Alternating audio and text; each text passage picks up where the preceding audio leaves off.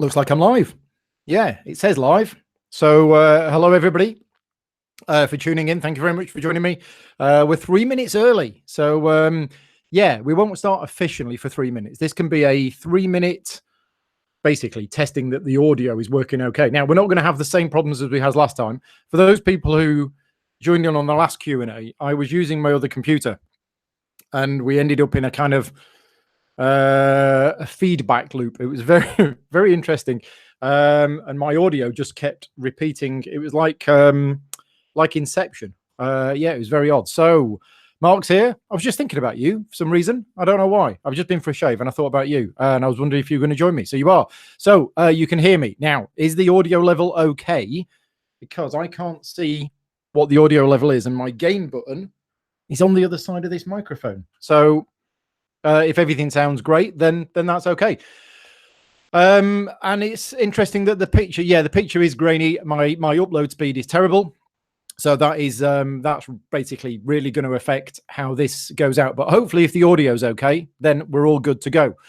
So welcome to the Gaming Rules live Q&A for September 2018. It's the 18th of September.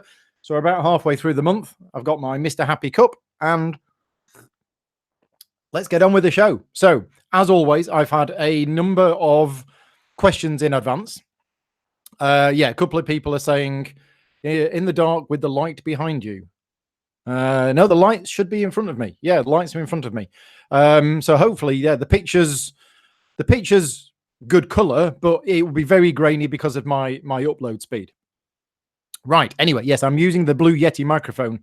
So hopefully that's okay. So anyway, as I say, I normally ask for a number of questions up front, just in case nobody turns up in the chat and I'm not sat here for an hour with nothing to do. That's never happened. I've been doing this now for, I don't know how long have I been doing this? 9 months. And there's always been more questions than I've been able to deal with. But I always like to give the opportunity to people who can't make the show to send in their questions beforehand. Now, Govind Krishna, who's over in Japan, who said you're going to be asleep, but you're actually in the chat. So I know it's very late over there or very early in the morning, but I'll get your questions asked first or answered first, because you probably need to get to sleep. And the first question that you asked was, what is the difference between a game developer and a game designer? Now, I'm pretty sure that Graham quoted something on this a week or so ago, and I've basically asked Graham to tell me what he said. Let's see if I can pull it up. Right. So Graham says, and the reason why I'm quoting Graham is that I pretty much agree with this. So a designer is the person who invented fire. The developer is the person who put it in a fireplace and stops it burning down your house. Now, different designers work in different ways. There are some designers that I work with where they have amazing ideas. They have amazing creative ideas. And they've got all of these cool ideas coming out of their head. Oh, let's do this and let's do that and let's do that. And if you published the games as they originally envisaged them, it would be an absolute car crash. It would be almost unplayable because it would be too complex, too fiddly. There'd be all sorts of problems with it, or the game would, last too long or anything else. The developer's job is to basically try and refine those ideas that they've got into something which is workable. And it's clear from my work in the industry which games have been well developed and which games haven't been well developed. Now, some designers don't need much development. If we were to start talking about Vlad Fatal, for example, who is one of my favorite designers, he was one of my favorite designers before I started working with CGE, and I'm happy to say that Vlad has become over the years a friend, and we chat about all sorts of things. When Vlad brings a game which he thinks is, ready to start being worked on, it's 95% done already. To be honest, he does the development himself. And you should never do your own development. It's like an editor should never edit their own rule books that they've written. But Vlad is special. He's pretty unique, and it's a pleasure to work with him, and you can see the genius that's going on in his mind. But yeah, he does a lot of development himself, and as I say, other designers, and I'm not going to quote any names because I don't want to upset them, but they have amazing ideas, but they definitely need refining. And there are a number of good game developers out there. I class myself as an average game developer, but I'm definitely more of a developer than a designer. And what I love about my development role is that I can look at a number of games that have come out, and I can point to bits of those games and go, that was me, that bit. The fact that in Solkin there are 3 temples, but the top step can only be occupied by 1 player. My idea, that. I suggested it at a development meeting, and it got added into the game. A number of times my suggestions don't get added, but it's nice when some of those do. The new wording on St. Peter's Basilica in the new Through the Ages, that's my wording. I came up with that. So I've had a little part to play in those games. My role of a developer is also sometimes tricky when I think the entire game is nonsense. And, I prefer tweaking existing games and coming up with little suggestions to make them, in my opinion, better. But when the entire game needs completely and utterly turning on its head, that is a lot more challenging. It's a lot more difficult, and sometimes can be a difficult conversation to have with people. So anyway, I hope that's answered your question. I'm just going to have a look at the chat because it's hard to keep track of everything. So thank you very much to everybody who's joined in the chat. Graham saying that the sound and the video appear to be in sync. That's good. It wasn't last time. Matt's here as well. Hi, Matt. Chris is here all the way over from the States. Hi, Chris. Good to see you. Right. So who do you think is the most influential game designer? Oh, that's a good question, John. Influential. It really depends how far back you want to go. If we talk about 1995, Settlers of Catan, and what that did for the games hobby in general, then Klaus Teuber, I think it was, who designed that, you've got to say he's pretty influential. But if you were to ask me to list influential game designers, I probably wouldn't have listed him. It's just, what he did and the effect that had on the games industry, then that's quite a good one. So, yeah, influential games designers.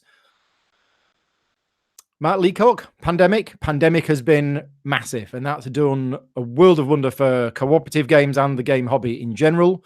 Rob Davio for Legacy, and Legacy has had a big impact on the gaming industry and how we sort of view games and things like that. So yeah, there's a few very influential game designers, and then we can't forget people like Rainer Knizia, that was like the #1 games designer when I started really playing games. All of these people have been very influential. Ella, hi Ella, all the way from Australia. I've no idea what time it is there. I guess 12 hours behind, so 5 o'clock in the morning, maybe. Follow-up question: is it true that a good developer always trims and not adds? In general, yes. There's a number of games which I've been on the development team of, and it's about, right, just chop this bit and chop this bit and then chop that bit. Basically, you chop bits out in order to try and maintain what the designer originally wanted to achieve with the game, but without doing it in an over complex way. And if we take Vinhos, for example, Vinhos by Vitor Lacerda, one of my favorite games, absolutely loved it, but eventually I gave up playing the original version of the game because it was just a bit too much. The new version, the 2016 vintage version, chopped out about 10 to 15% of this extra bit that some people will say is still needed. I personally think it wasn't needed. The new 2016 version of Vinhos, I think, is fantastic. I love playing the game. And it had a few bits removed from it. So maybe if that game had more development at the time, I don't know. There are bits about the 2010 version that I still like, but when you put it overall together as a package, yeah. And there's a couple of bits in most games that I'm playing. One game that I played on Friday night, there was one rule in that game where I thought, yeah, is that rule really needed? And all of the rest of us around the table was like, really? Do you need that extra restriction on that tile? So as a game developer, I'd be looking at that and I'd be saying, why have you got this extra little fiddly rule that just prevents this tile from being placed in this way? And if they say, oh, it's too powerful, I'll say, well, make it worth less points then. I will try and achieve the same goal without adding an extra fiddly rule in there. So anyway, Phil the Sheep's here. Hi, Phil. Right. What games are you looking forward to at Essen this year? Over the last 2 or 3 years, the more and more I work in the board games industry, unfortunately, my pre-Essen build-up that I used to have. I've been going to Essen for nearly 20 years now. And the first 15 of those, at this time, I was super excited. I had a geek list. I'd be downloading rule books. I'd be fully aware of everything that was coming out that I wanted to know. These days, the last 2 or 3 years, I haven't got a clue. I'm at the moment, I'm trying to keep my head above water. And, you know, I know I'm always saying that, and there's one reason or another why I'm trying to do that. But I have not had real time to look at what's coming out really at Essen.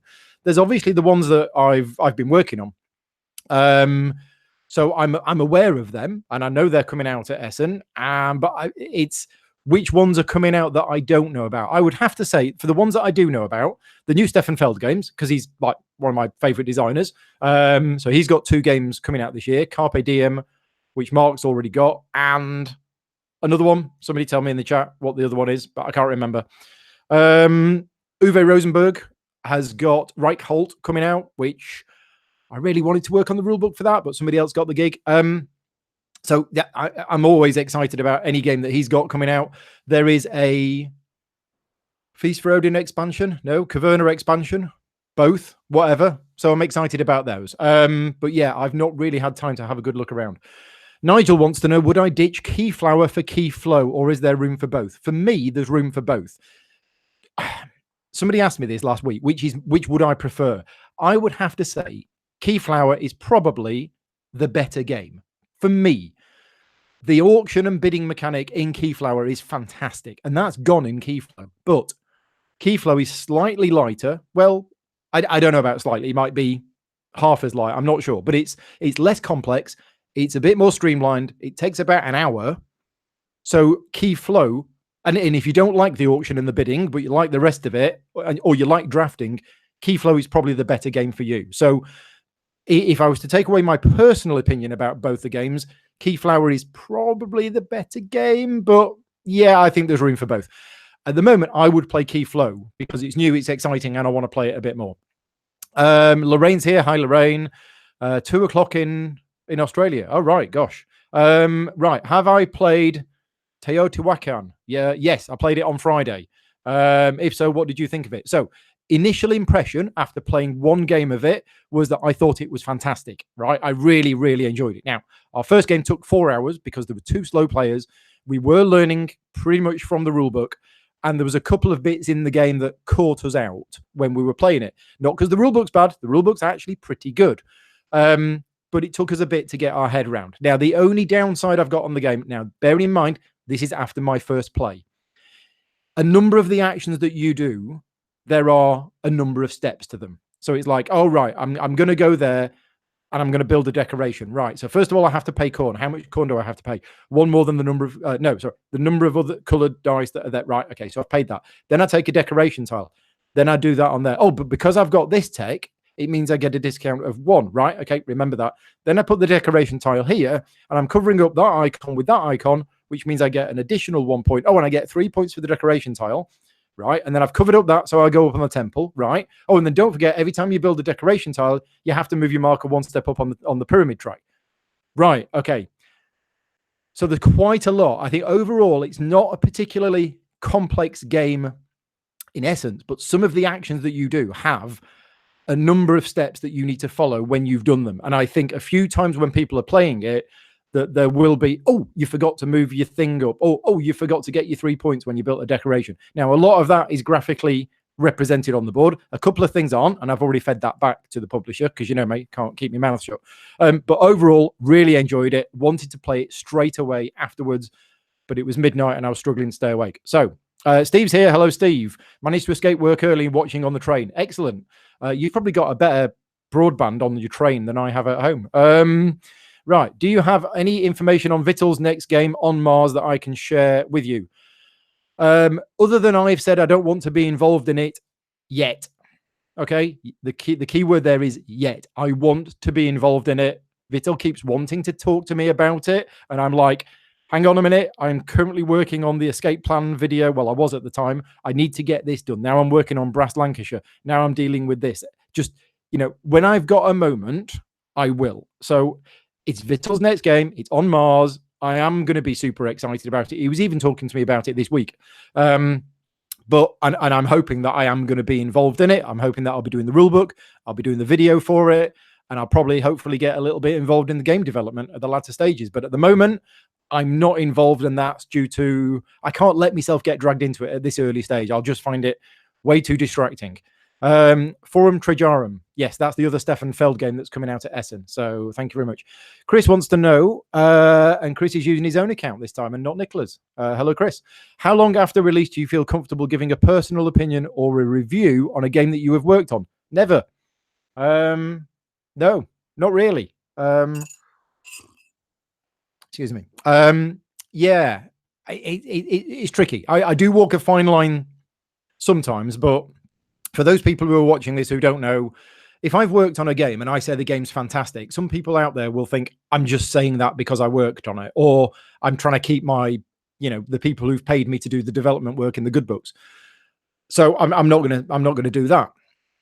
I know that, and sometimes I'll work on a game that I don't think is very good. Well, what am I supposed to do? Go online and say, "Oh, the game's rubbish," and then that publisher who paid me to do the work on it, or if I did the rules video, well, they're not going to pay me to do any more work if I'm publicly saying that the game's rubbish. I have stepped over the line a couple of times on games which I think is really good. So I do break my own rules now and again.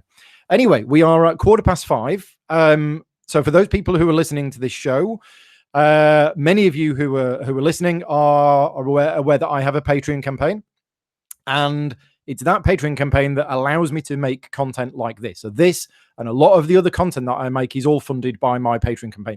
Thank you very much to all of my Patreon supporters. I know I keep saying it all the time, but I genuinely, every time I say it, I can't do this without you. And I enjoy doing these, and I enjoy doing a lot of the other content. And the new lighting that I've bought that with the Patreon money.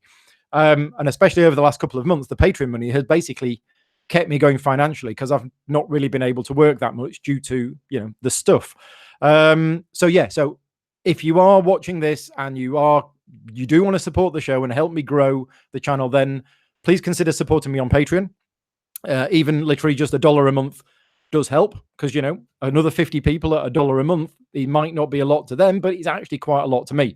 And I want to be doing more with the channel, but until the Patreon campaign, reaches the next goal, I can't really afford to take the time off to do it. But I really do want to do it, especially now that I've got the new overhead camera and the new studio set up. Anyway, right. So as part of the Patreon campaign, giveaway time. So every Q&A that I do, there is a chance for one lucky viewer to win £25 worth of game vouchers from GamesLore. But because I didn't do a live Q&A in August, I've rolled that over. So it's £50. Basically, one person watching this show right now will win £50 worth of game vouchers from GamesLore. Thank you very much to GamesLore for sponsoring this and providing a prize to somebody. So the way that you need to do it is you need to basically drop me an email. My email address is paul.grogan@outlook.com, and you need to send me an email before the end of this show. So if you're watching this later, not live, don't send me an email because I will have already done the draw. So as soon as this show is finished, I will be going through all of my emails and picking a winner. So basically, drop me an email, and in either the subject line or the body text or whatever, put mushy peas, because I'm doing a video on Brass Lancashire at the moment. So I thought I'd have something associated with Lancashire, which is mushy peas. So yes, so drop me an email with mushy peas. If you are a Patreon supporter, please mention that in the email, because I'll basically enter you twice into the contest. So yes. Right. Let's have a look. What else have we got? Right. Govind is actually playtesting on Mars at the moment. So yeah, Paul Inkow is the lead developer. He has been the lead developer on all of Vittles games, as far as I know. Right. Ruari wants to know, what's the worst case of analysis paralysis you've ever witnessed? I've witnessed a few, but the worst one is... Oh, hang on, Bramble's waking up. No, she's not. The worst one ever, and this is not really analysis paralysis, but it is a story that I wanted to tell. So I was doing a demo. I was doing a public demo of Cerebria, excuse me, which is Mind Clash's new game. Fantastic theme. There you go. Personal opinion on a game that I'm working on, but the theme is fantastic. It's really, really good. And And basically, it's a team game, and it's extremely tactical. It is very, very tactical. And the two players on a team must really talk together and coordinate their actions. And every action is absolutely critical, and you don't actually get many actions in the game itself. So it requires those two people to really discuss exactly what they're going to do. And one public demo I did, that team took 45 minutes to make a decision. That's not a fault with the game. Unfortunately, it was just the players in question. It did take them rather a long time. So yeah, not really analysis paralysis, because they were actually thinking about it and they were discussing it. They were just discussing it for way too long. Right, I'm going to go back to the questions that I had in advance first. Let's just go back to this. Right, here we go. Let's look up my document. Right. What makes Mr. Feld your favorite designer? To elaborate. Oh, this is from Gavin again. What in his games elevates his design above designers like Uwe Rosenberg or Rainer Knizia? Feld just does games that I like. I like the mechanics. I'm a mechanics person. I don't really care about theme. The fact that Trajan, which is my favorite Stefan Feld game, because it is factually the best Stefan Feld game, so therefore it is my favorite.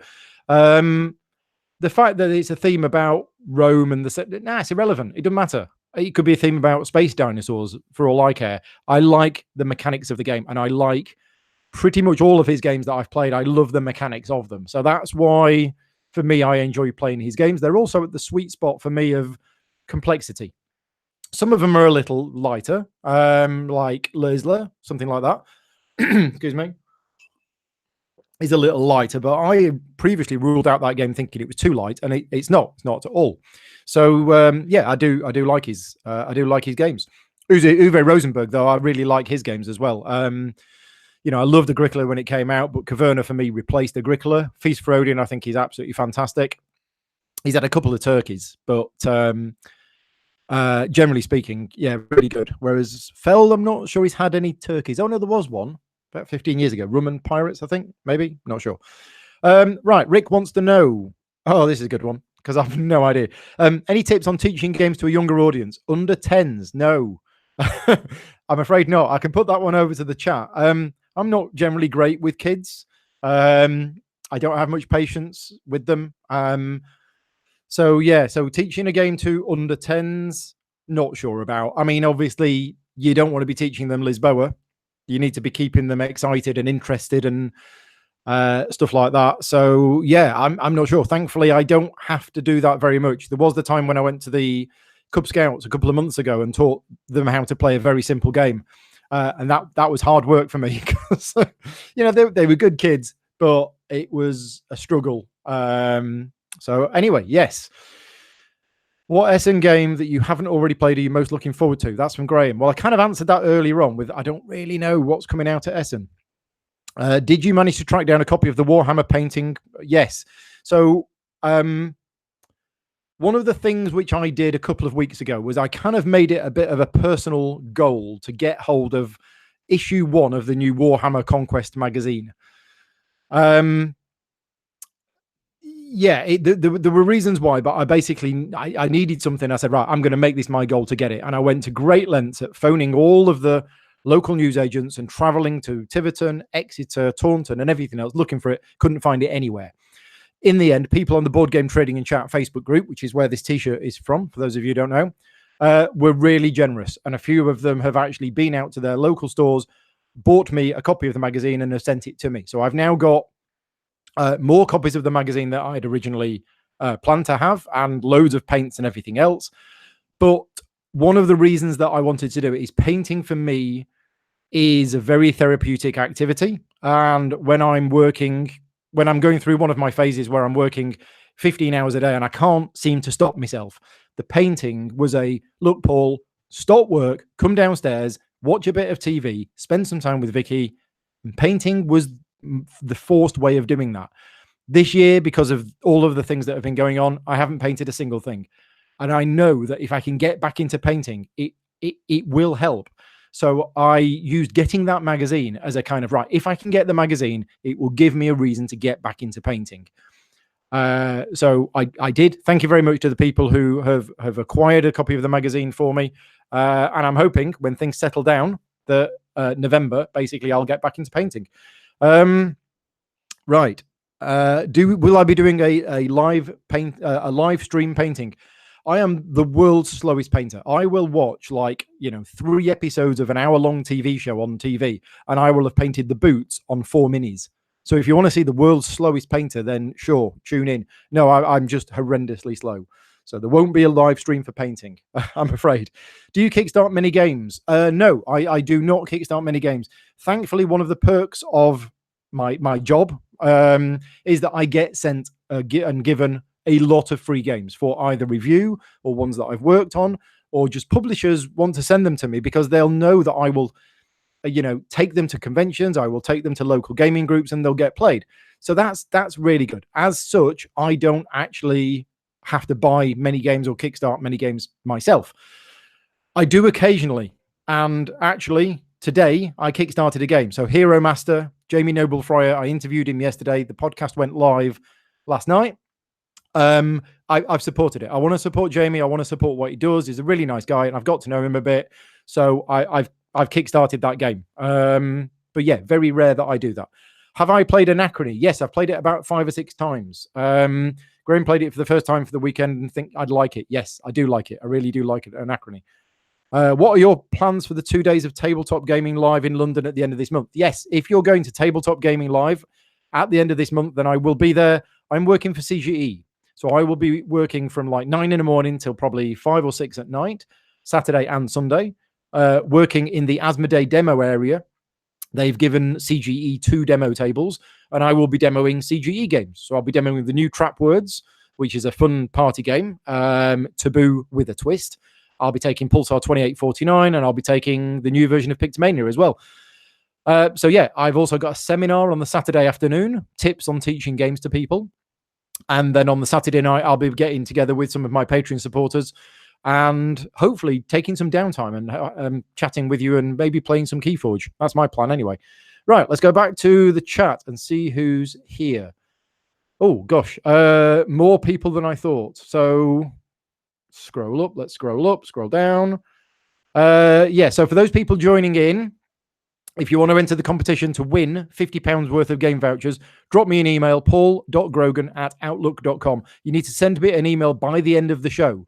So if you're watching this after it's gone out live, then don't enter the contest. It will have already been done. And send me an email with the subject line of mushy peas. And if you are a Patreon supporter, please mention that, and you basically get 2 entries into the contest. Right. Steve's saying, yeah, if I consider my answer to the AP question for 40 minutes, that would be funny. Have I played the new versions of Brass? Brass Lancashire is here right now. I'm writing the script. I didn't manage to get the script finished today, but I'll be finishing the script tomorrow, and I will be starting to film the video probably tomorrow as well. I haven't actually had a chance to play it. I really wanted to play it beforehand, but my opportunities to play games have been limited recently due to life changes. So no, I haven't played the new version of Brass Lancashire or Brass Birmingham, I'm afraid. Right, thank you, Vin, for saying, yeah, mushy peas. It's a northern delicacy. Manchester caviar, I think it's known as. Question from Johan. When you teach your group games, do you teach them by saying every rule like in your videos, or do you teach them only by doing the things they need to know at the moment? So I have a number of different approaches to teaching people how to play games. When I am teaching you a game at a convention, I will use the Gaming Rules Interactive Drip Feed Method by Paul Grogan, patent pending, where basically we'll start playing as soon as possible, and I will feed you the rules as we go along. The objective of that is that this is a demo at a convention. We're probably not even going to play a full game, and I'll get you starting playing as soon as possible. Friday nights at my house, I don't do that. I will teach people the full rules of the game beforehand, and then we'll play, depending on the game. If the people playing the game are happy using my drip feed method, then I will use that. The biggest important point for me is when I'm demoing a game to you professionally at a convention, I'm not playing the game. So by me drip feeding the rules to you as I go along, I'm not gaining any advantage over that. Whereas if I was to do that with my friends on a Friday night, I'm playing the game at the same time. So it's completely unfair for me to start drip feeding them rules as and when they need it, when I know all of the rules ahead of time.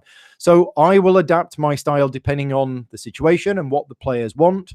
And if people want to know every single rule up front, then we'll go with that one, which is what we normally do. Right. So, Thomas is here. Yeah. Feast for Odin. Excellent. Grogan, stick together. Right. Questions are answered. You can go and sleep in. Yeah. Govindi's going to bed now. Thank you. Thank you for staying up. Right. Debs, have you seen or played Obsession? No. And I've never heard of it. But there are 6,500 games, I think, that come out every year. So it's not surprising I haven't heard of some of them. You got it from Kickstarter last week. You were blown away by it, but it seems to have gone under the radar. Why do you think this happens with some games? Well, as I say, there's thousands coming out every year. So a lot of them do go under the radar. One of the problems that I have being a part of the board game media scene is that you'll find a lot of board game media people are covering the same game. So, shut up and sit down. I've covered this game. So other people start covering it as well, because suddenly everybody's going to want to know about this game. And you end up with similar games being talked about by similar people. It's just the nature of the beast. It's just how it happens. So yeah, I've not heard of that one. Post some pictures on the Facebook group and see what you think. Any thoughts on BIOS Origins coming out next month? There is not a single image of the game on the internet. BIOS Origins. Now, I'm going to hazard a guess that is a Phil Eklund game, possibly Sierra Madre, possibly related to BIOS Genesis. As such, I have zero interest in it whatsoever for a number of reasons. One, the rulebook will be completely and utterly indecipherable, and nobody will be able to play it without searching BGG and reading forums. So that's one reason. Sorry to be critical, but yeah, I won't go on a rant. I will not go on a rant about rulebooks, honestly. Take the Valiant pull. There are other reasons why I'm not a big fan of Phil Eklund's games. Completely and utterly random, not really games, simulations. And anyway, so yes, if it's a Phil Eklund game, then I'm not interested. Tom's here from Slicker Drips. Hello, Tom. Can you tell us something about the upcoming Through the Ages expansion? Yes. And yesterday I was having a chat with Vlaja, and he has agreed that I will be helping out with the marketing of the expansion. So keep an eye on my social media feeds. I will be occasionally dropping little bits of spoilers and teasers of things that are coming out in the expansion. What I can say is that it's new leaders and it's new wonders. That's it. If you were expecting a fifth player or an extra age or anything like that, then nope, it's just new leaders and new wonders in order to provide variability within the game. And you can either use all the new ones or you can mix and match, but you don't just add the new cards in. There will be the same number of leaders and wonders in the game. You will just rotate some out and some in. But yeah, more on that later on. Email again. So yes, paul.grogan@outlook.com is the email address. Drop me an email with the title of Mushy Peas, and then I'll enter you into the contest.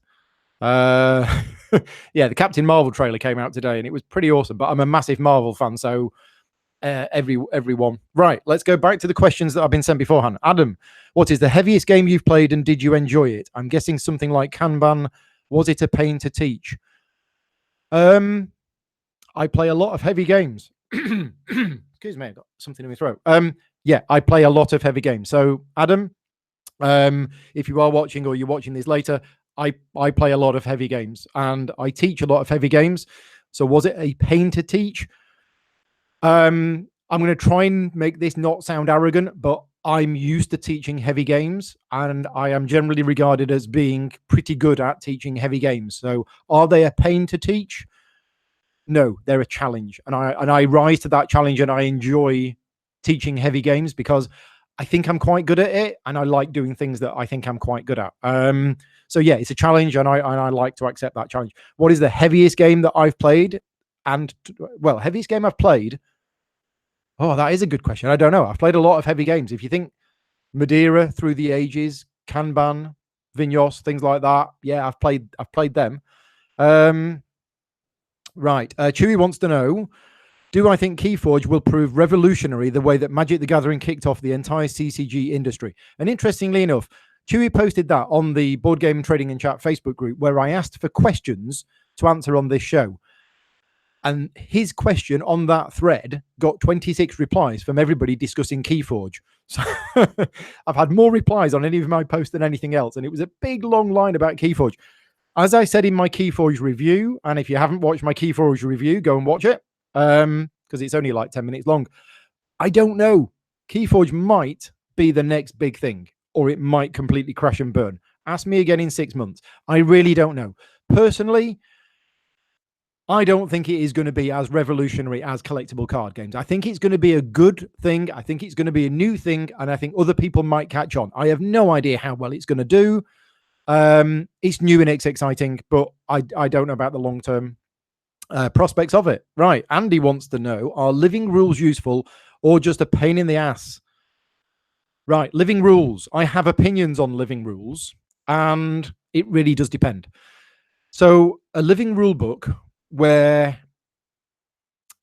the publisher or the designer or whoever did a rush job and didn't finish it, and then say, these are living rules. Don't worry, just go online and get the latest rule book. No, I don't like that. Okay. Living rules where the game is changing, it really depends. And if we go back to Phil Eklund again, Phil Eklund's rules are apparently living rule books, and he will change the rules of the game as you go along. I'm not a big fan of that. Publish a game, get the rules done and dusted. Blood Bowl, when Blood Bowl was effectively given up by Games Workshop, it was adapted, and the rulebook for it was adapted by the community, and it became a living rulebook, and the community were developing the rules for it, and that was like developing the game. For that, a living rulebook is absolutely fine. So I completely get that living rulebooks are a useful thing, and Fantasy Flight have been doing that recently with living rulebooks, and as long as they are updating the rulebook with, there was an error, or there's some errata, or we've tweaked this or tweaked that, then yeah, that can be a good thing, because you can fix a game, you can fix a rulebook that was missed. But I just don't want people to get lazy and complacent. I want them to, make the rulebook as good as it can be beforehand. Right, let's go back to the chat for a minute. What was the last game where you thought, this is from Philip Dennis. What was the last game where you thought, wow, that was an amazing new mechanism? Oh, I should have, I don't know. An amazing new mechanism. It's very hard to get new mechanisms these days, but I like it when they use existing mechanisms. So if we go back to Teotihuacan, I'll always pronounce this wrong. It's a rondel game, but instead of just having one piece that you move around a rondel, you've actually got 3 of them, which are your workers, and there are benefits to having them on the same place. So I like rondel mechanics, and that used a rondel mechanic, but where you had multiple pieces that you could move around. That was quite cool. I enjoyed that. So it wasn't a new mechanism, but it was an adaptation of an existing one. Right. Christian Sauer is on the train right now. If the connection drops, you'll check the recording later on. Okay. Have a safe journey home, Christian. Power Fade 11. Any word on an expansion for Noria? No idea about that. Sorry. Can you please make a how to play video for Phil Eklund's PAX Renaissance? I doubt I'll be doing a rules video. I mean, never say never, but I doubt I'll be doing a rules video for any of Phil Eklund's games anytime in future. And yeah, reading that rule book is like kicking myself in the face repeatedly. I personally don't know why people bother with this. You've got 6,500 games coming out a year. Go and buy one with a decent rule book. I mean, the game might be good.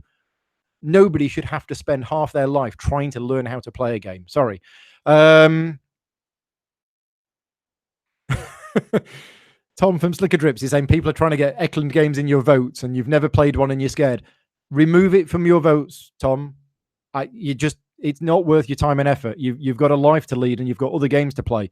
It's just don't bother with it. Barbara's here. Hello. I was going to drop you a message today to see how you're doing. Rick's here. Hello, Rick. Do recall a long game of Civilization at Dave and Hazel's one day. Would that be the heaviest? See, the original Civilization, I don't think it's a heavy game. It's a long game, but in terms of heaviness, I don't think it's a patch on, your Madeiras or your Vital Lacerda games or anything like that. So yeah. Right. Favorite game with a rondel mechanism from Chris. Yeah.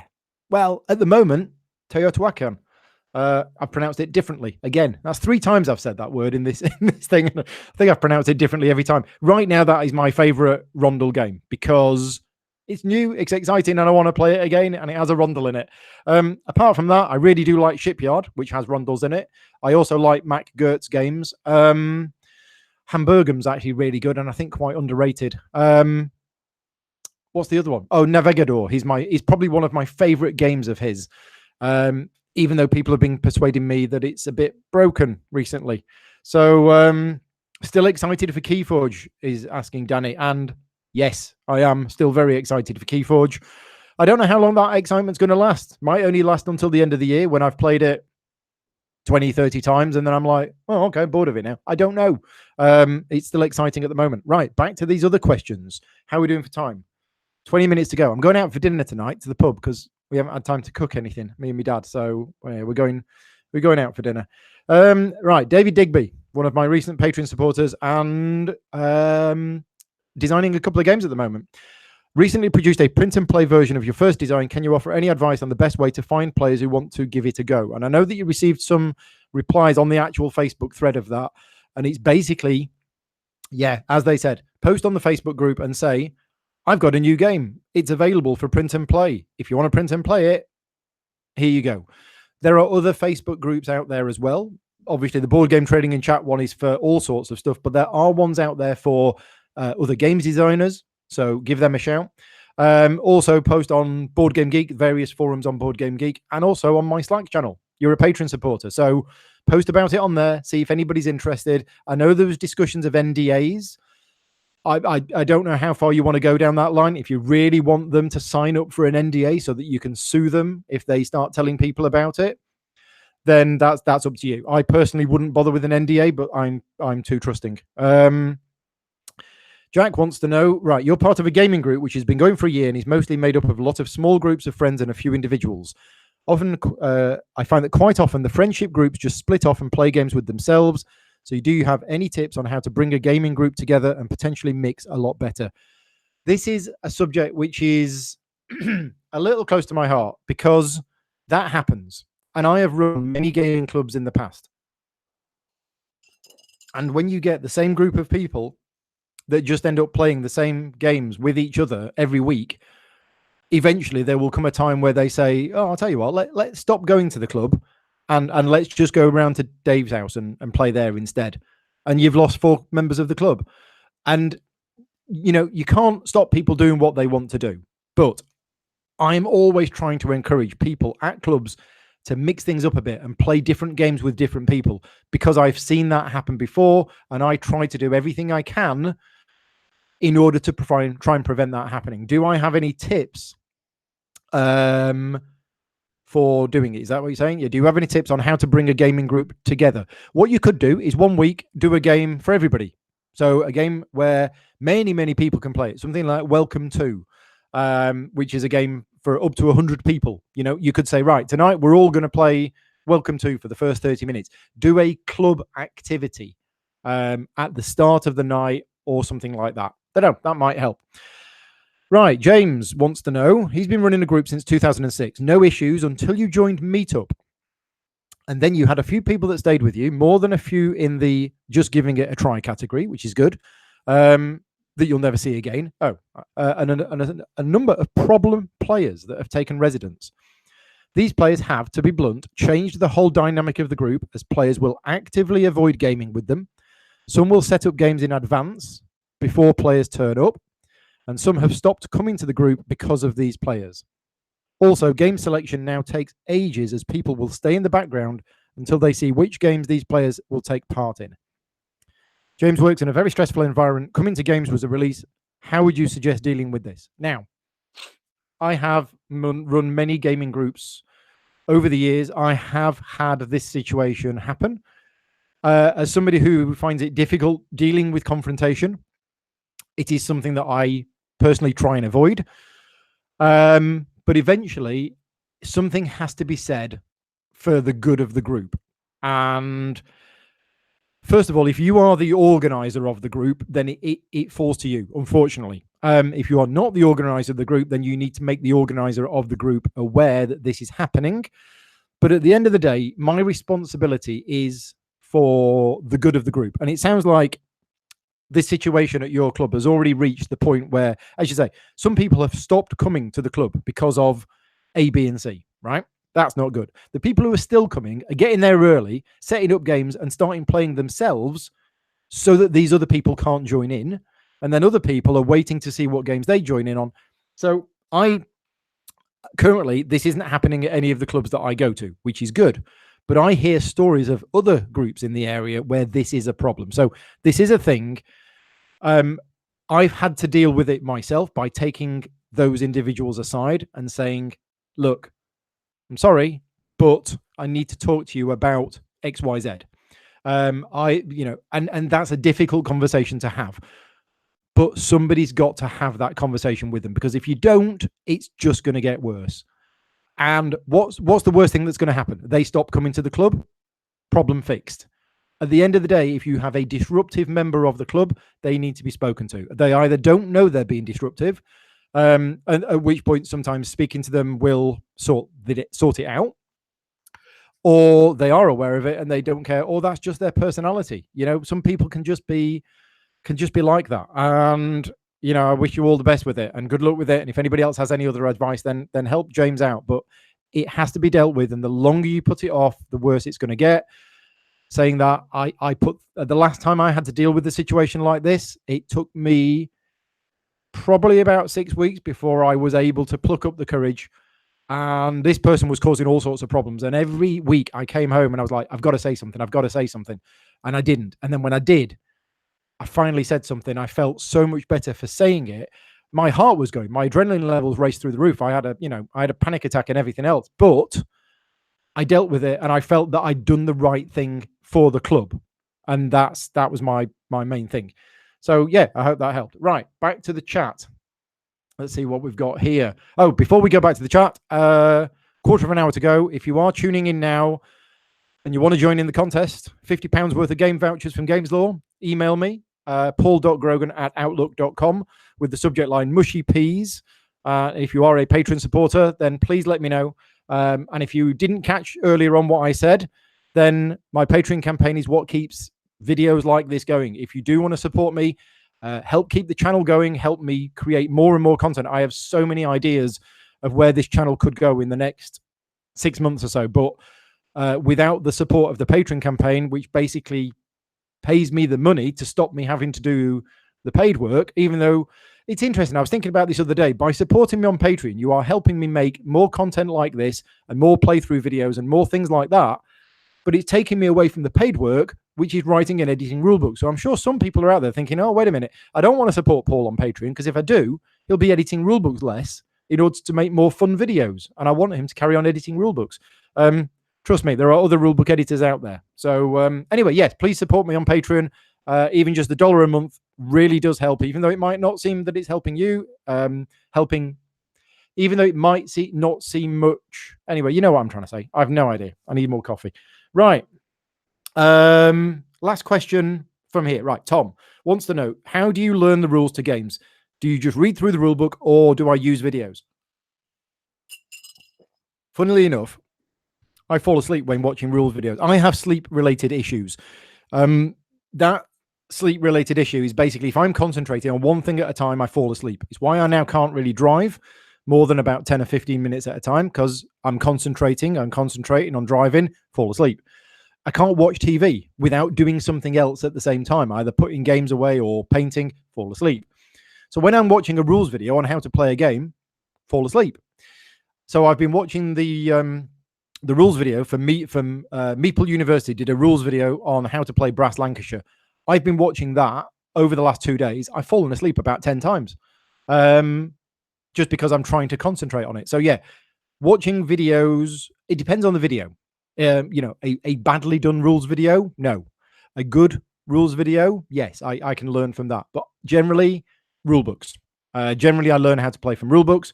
But actually, I like to learn how to play by doing. So going back to I was going to say, I should have watched Ella's video on how to pronounce it more. Teotihuacan, that one.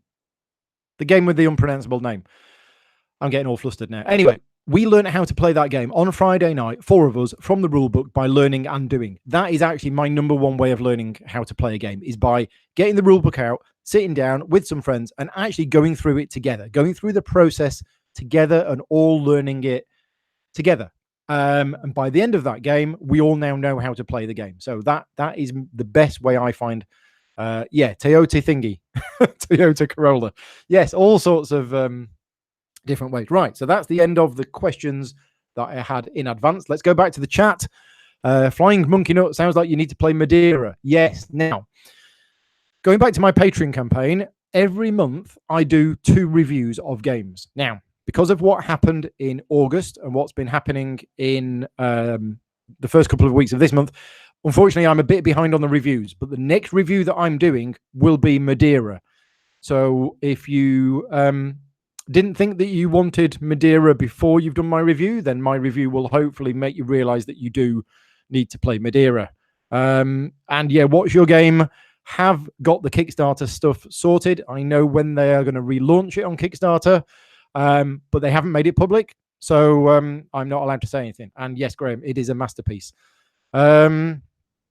Right. Okay. Phil the Sheep, what do you find are the most common mistakes that you see people make when they are teaching rules for an actual game rather than a demo, and how are they best rectified?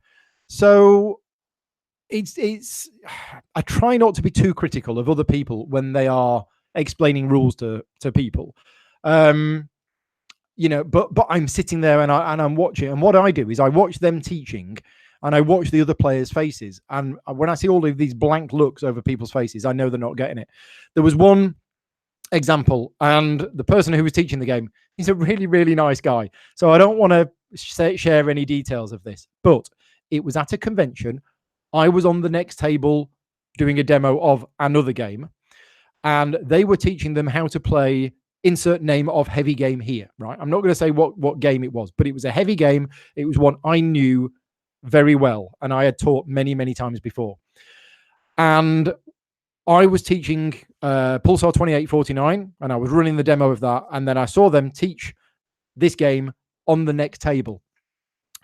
And he was basically teaching them for about 30 minutes. And then he wandered off. He said, right, I've taught you how to play, so good luck with the game. And then he wandered off. And it was on my lunch break. My lunch break was about to start. And I looked over and I saw them all, and they looked really confused. So I sat down at the next table and I said, look, I'm on my lunch break now, but I know how to play this game. Do you want a hand with it? And they went, yeah. I said, okay, so you've just had like a half an hour explanation of the game. And they went, yeah, we didn't understand any of it. And I went, right, okay, let's use my style. You're going first, pick one of those cards, play it, and I'll tell you what happens. And we started playing straight away. But I was trying to keep an ear open for what he was doing that was, because I learn by making mistakes myself, and I learn from watching other people make mistakes. So what was it about that 30-minute teach? And nothing sunk in at all. So the big issues that I found were, excuse me, too much detail too early on. And I remember a friend of mine sitting down with me to teach me a game, and his first words were, right, there's 4 different actions you can take in this game. Action number 1 is, and I'm like, whoa, hold on a minute. What are we trying to do? What's the game about? How do we win? You've got to start at the very top. Start at the very top and then work your way down. Don't tell me what the 4 different actions that I can do in the game are. Tell me, first of all, right, you're cowboys in an alternative timeline on Mars, and you're growing vegetables and herding cows, and the one with the best fields at the end of the game will win. Right, okay. The game is played over a series of 8 rounds. In each round, players will take turns in a clockwise order, okay? And on your turn, you can do one of 4 actions. Right, then tell me about the action. So start at the top, drill down into the detail. Also, make associations between one thing and another. Don't just tell people why they, how you can do X, Y, Z. Tell them why they want to do X, Y, Z and link it in with something else. Teaching games is hard. There's a number of different styles. You've got to find your own style that works for you. Right. Any tips for teaching Robinson Crusoe to a non-heavy gamer? Yes, because I have done this. I have run games of Robinson Crusoe with non-gamers or, people who are used to light games. And Robinson Crusoe is a heavy, heavy game. So the way that I normally teach Robinson Crusoe is that I facilitate the game. Quite often, I will not actually play in the game myself. I will be there to facilitate the game. I will run the game. We'll start playing, and I will explain certain bits at certain times, and I will explain things when they happen. So I'll be like, oh yeah, because you've drawn that, because that icon's on that card, it means I'm going to put this token on top of that deck of cards, and I'll explain what that means later on. And then when we get to doing that later on, I'll say, right, there's a token on top of, there's that tile is now on top of this deck. Well, that means that this, right, okay. By the end of that game of Robinson Crusoe, they are probably not able to go away and play it completely themselves, but they will know more than half of the rules of the game. And then I'll say, if you like the game, then, go away, read the rule book or do something like that. So yeah, basically facilitate the game, run it, explain the rules as you go along, and explain what happens. For people's first games, you don't need to know all of the detail right at the start. Yeah, there's a whole extra discussion about strategy. Do you tell people when playing scenario 1 that you need to build a shelter within the first few turns, or you're going to die? Or do you just let them die and then tell them at the end? I don't know. That depends on the group. I would normally offer a group and I'd say, look, there's a number of hints and tips that I can give you that will help you succeed at this scenario, but I don't want to tell you what to do. Would you like me to give you the hints and tips, or do you want to just discover the game on your own and find out what works? Offer them that as an option. Right. Lorraine says, you've ended up watching the same rules explanation 4 or 5 times because husband falls asleep. He sleeps really easily, where you're not lucky and you don't get much sleep at all. Right. So you can watch the rules videos. Brilliant. Yeah, I've ended up, as I say, falling asleep about 10 times in the last 2 days. I'll wake up 5 minutes later and I suddenly go, oh, where was I again? And have to go back. David wants to know, do you think that playing board games and learning board games rules are different hobbies? Playing board games and learning... no, I think it's the same hobby, but some people don't like learning games. Some people just want to be taught how to play games. And other people will take on the role within your group as, I'm always the guy that learns and plays the games. Learns and teaches the games. And some people are a bit of a mix. I tend to take on the role of the person who has the game, learns it, and teaches it. But as I say, Friday night, I went into that Friday night session as cold as everybody else did. Knew nothing about the game, and we all just learned as we went along. And that was good. Chris, what does your convention schedule look like for the remainder of the year? Right. Unfortunately, I'm not going to BGGCon. I'm absolutely gutted that I'm not going to BGGCon. So what does it look like? I'm going to Tabletop Gaming Live at the end of this month. Tabletop Gaming Live is the first convention. Tabletop Gaming is a magazine that's published in the UK.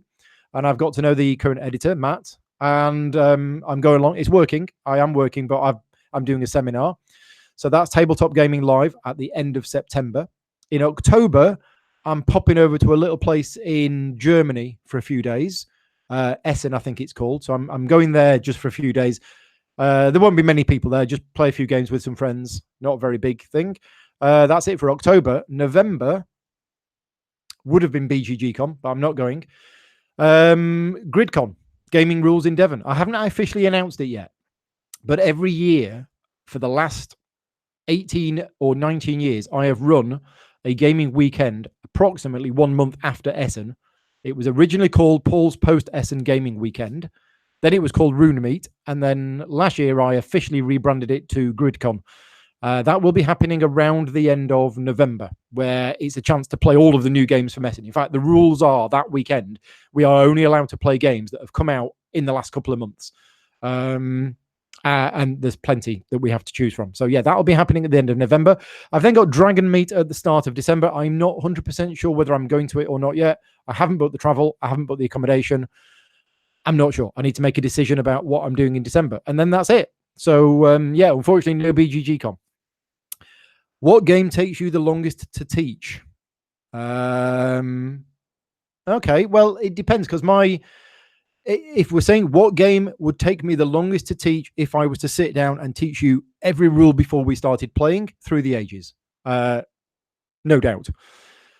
But Through the Ages, I can get you playing within 1 minute because I use my interactive drip feed method. And in fact, going back to an earlier question, if friends of mine came around on a Friday night to play that game, I would insist we use that method, because otherwise it's a 1 hour teach before we start playing, and it's an 8 hour game. We're never going to get it finished. So, yeah, I will be using that. Oh, Adam's here. Hi, Adam. You've just come back from work. Cool. Yeah, good to have you here. Now, what have I missed? Yeah, so Chris, you say the longest game to teach for you is Clinic. I didn't think Clinic was that complex a game. I don't know. I've never played it, but yeah, that's an Album VR game. So the rulebook for that's probably not great. Just sorry, it's the truth. That's how it is. Great Martian Trail. Graham's designing Great Martian Trail. Okay, yep, sounds good. We got 2 minutes left before 6 o'clock. I do need to be wrapping this up relatively early tonight because I've got to head out to the pub for dinner. So, right. Jason says you've tried teaching Paper Tales to 3 new players a couple of days ago. You tried to get them through the first round without front loading an entire explanation, and they said they wanted to know it all up front. Yes, a lot of people will do that. And when I eventually get around to doing my video on how to do the gaming rules interactive drip feed method, you will get pushback. You will get a lot of... I have had so many people say to me, that method won't work for me. I need to know everything up front. I want to be competitive from game one. I hear that a lot. I hear it so many times. And then they try it. And then they go, oh, that worked. I really didn't think that would work for me. So yeah, you're going to get pushback. Don't force it on people. If they really want to know every rule up front, teach them. Teach them every rule up front, because otherwise you're just going to annoy people. At conventions, I kind of insist on it, because if I'm demoing through the ages at a convention, as I say, you can't listen to 45 minutes of rules explanation in a busy convention environment. You want to get started as quickly as possible.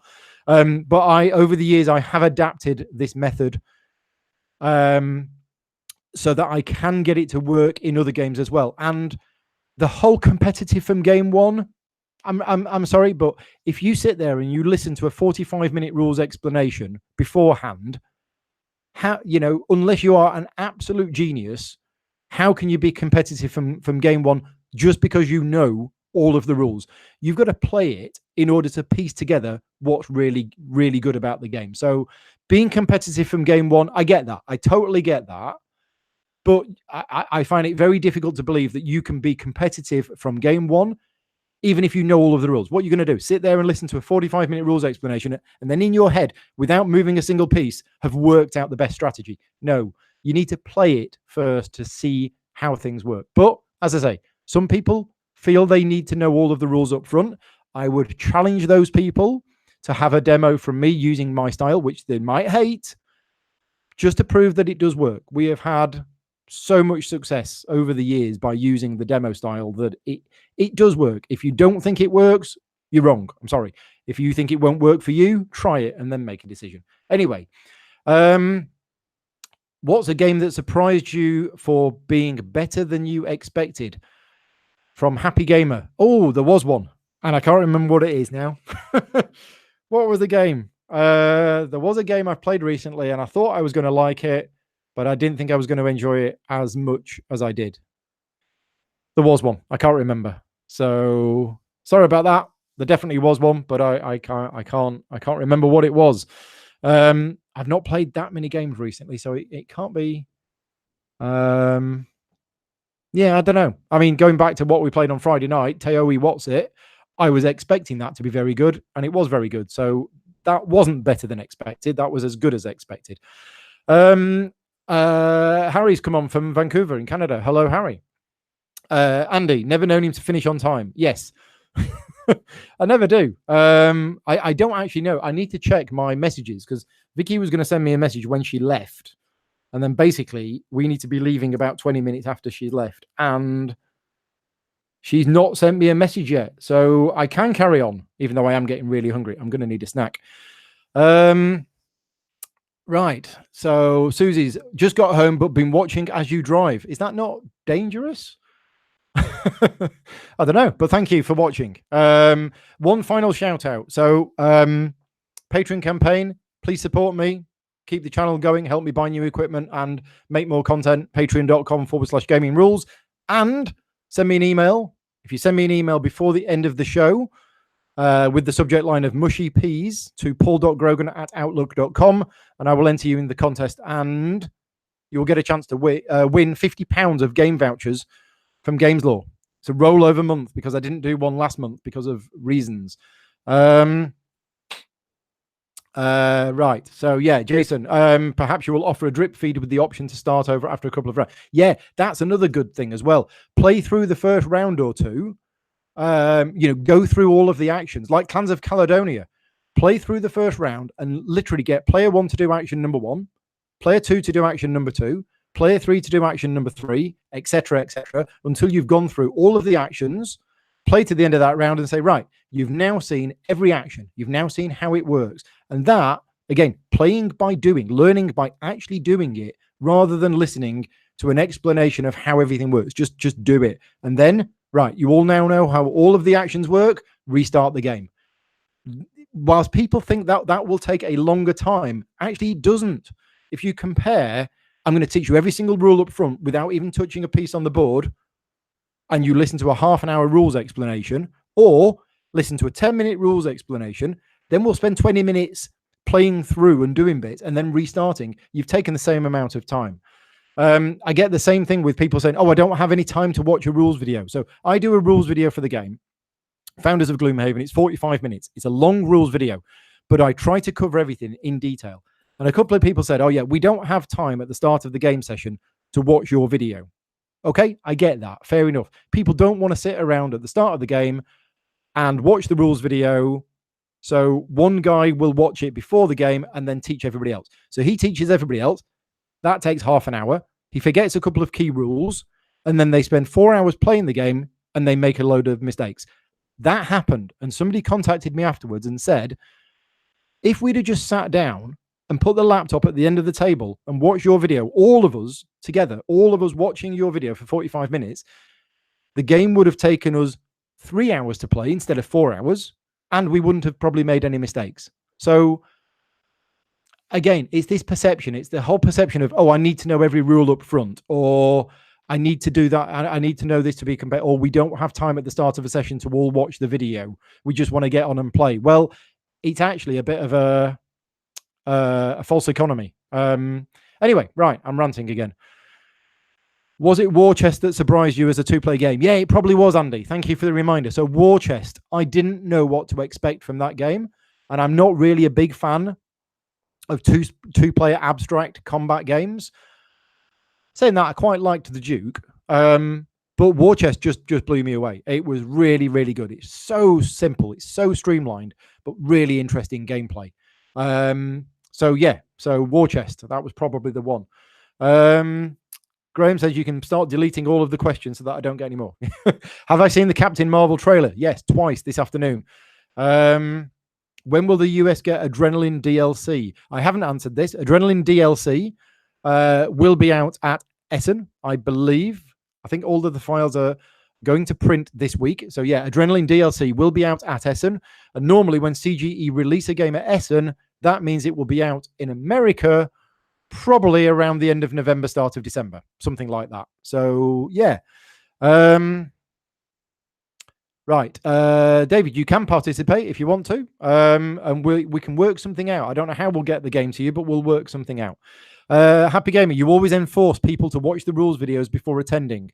Send them a link to the video. Yeah, because otherwise it's down to you. And you know, even the best of us will watch a rules video and we'll get a rule wrong. If everybody has watched the video, the chance of you playing the game correctly, which is a big thing for me, is a lot higher, especially a game like Founders of Gloomhaven, where there's so many little rules that are easy to forget. David says, I love your escape plan rules video. It was long but necessary. Thank you very much. Yes. So my videos that I've done in the last few months, I've changed my style completely. Rather than it be, you know, a very, very concise video, absolutely clear, hopefully clear and 100% accurate, I tried to get my videos done in like 20 minutes, 25 minutes. saying, oh, yeah, watch my video because it's only 25 minutes long. And they were clear and they were concise, but I felt that they were a little bit too concise and they were lacking some extra explanations which would have helped. So my recent videos have been longer. So they take me more time to create, but I feel that they are better overall. Anyway, Tashkalar is an excellent 2-player combat game.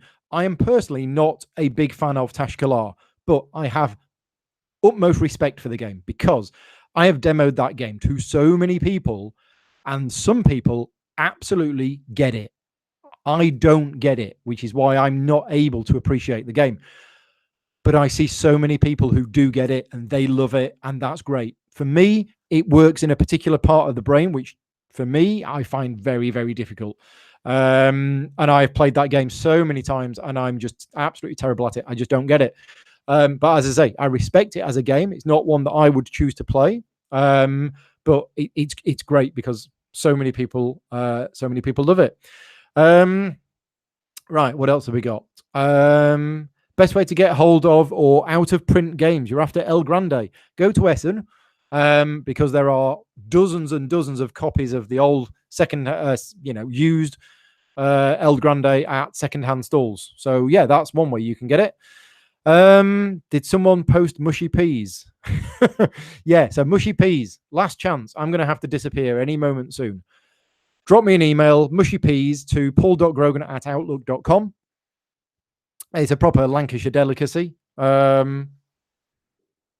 Complete Lanky. Yeah, I'm from Lancashire. Anyway, I'm getting really tired now. Yeah, the exhaustion's kicking in and I'm getting all flustered. So yes, drop me an email, mushypeas, paul.grogan@outlook.com, and I'll enter you into the contest. And that's about it. So thank you very much to everybody for watching. Thank you for all of the questions in advance. Thank you to everybody in the chat